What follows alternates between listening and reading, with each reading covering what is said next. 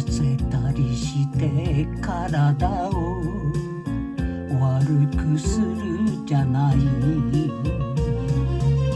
せめて別れの握手に心を込めながらお前にささやく胸の内を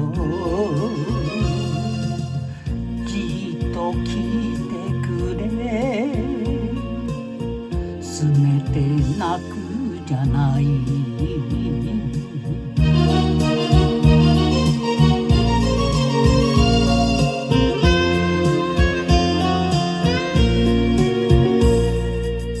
惚れて転ぶなよ、恋に溺れるな。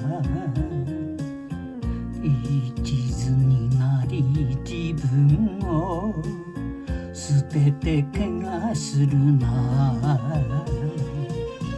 別れ間際に余計なことと思うけど、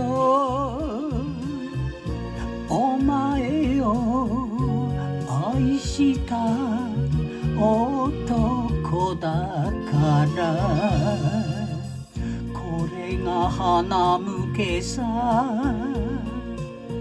思い出してくれ。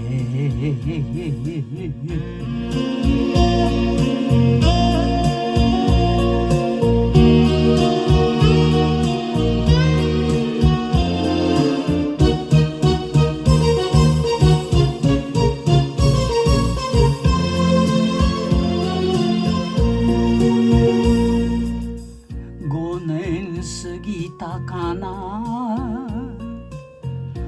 この愛の巣も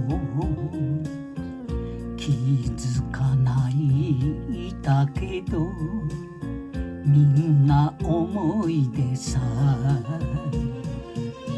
大人同士の暮らしに幕を下ろすとき、お前が行くまでしゃれていたい。